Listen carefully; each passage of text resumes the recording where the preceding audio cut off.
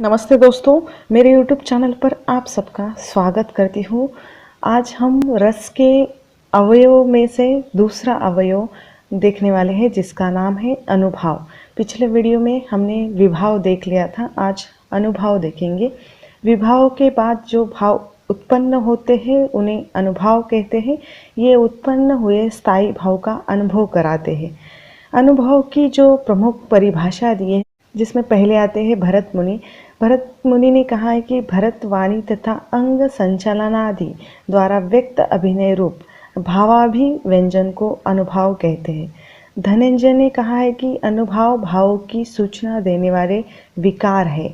और रस गंगाधर कहते हैं कि संचारी भावों के अनंतर इनकी उत्पत्ति होती है, अतः ये अनुभाव कहलाते हैं। उसके बाद पंडित विश्वनाथ ने कहा है कि आलंबन, उद्दीपन आदि कारणों से उत्पन्न भावों को बाहर प्रकाशित करने वाले कार्य अनुभाव है। उसके बाद आते हैं देव। देव ने कहा है जिनको निर्गत परस्पर रस को अनुभव होई, इन्हीं को अनुभाव पद कहत सयाने लोई। इनकी ये परिभाषा है।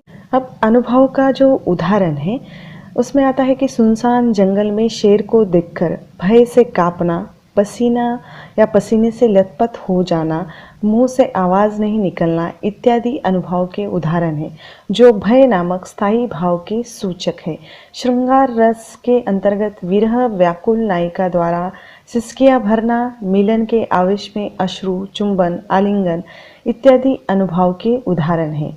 अनुभवों की संख्या असंख्य होती है। कविराज विश्वनाथ, धनंजय, शिव भोपाल तथा पंडितराज ने अनुभव को कार्य रूप माना है, जबकि हेमचंद्र, भानुदत्त तथा शारदा तनय ने अनुभव को हेतु रूप माना है। भरत मुनि ने अनुभव के 3 प्रकार होते हैं ऐसा कहा है, जिसमें पहला है वाचिक, आंगिक और सात्विक। भानुदत्त ने अनुभवों के 4 प्रकार बताए हैं, जिसमें पहला है कायिक, दूसरा मानसिक, तीसरा आहार्य और चौथा सात्विक। कार्य दर्पणकार रामदीन मिश्र के अनुसार हाव भी अनुभाव है। इनके अनुसार अनुभव के 5 प्रकार होते हैं, जिसमें कायिक, मानसिक, आहार्य, वाचिक, सात्विक ये होते हैं।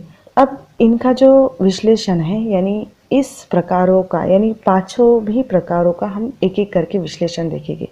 कायिक जो अनुभव है, तन की कृत्रिम अथवा बनावटी चेष्टाएं कायिक अथवा आंगिक अनुभव कहलाती है, जैसे कटाक्ष, भूभंग, मुट्ठी बांधना इत्यादि।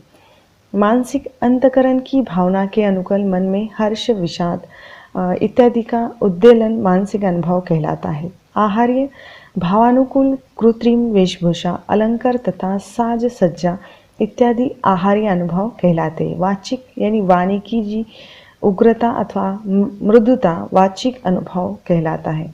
उसके बाद आता है 5वां सात्विक।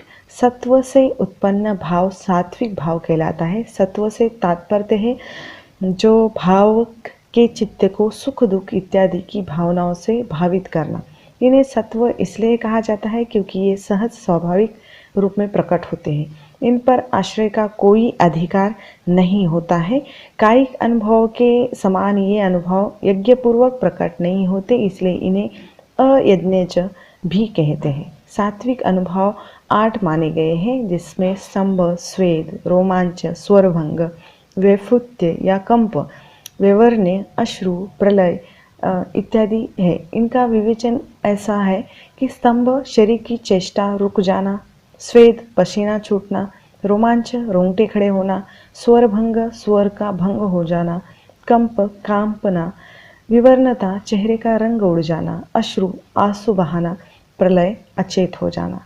ठीक है, ये रहा अनुभव। हिंदी साहित्य से संबंधित वीडियो देखने के लिए मेरे चैनल को सब्सक्राइब करें और बाजू वाले बेल आइकॉन को भी दबाएं ताकि मेरी वीडियो सबसे पहले आप तक पहुंचे। धन्यवाद।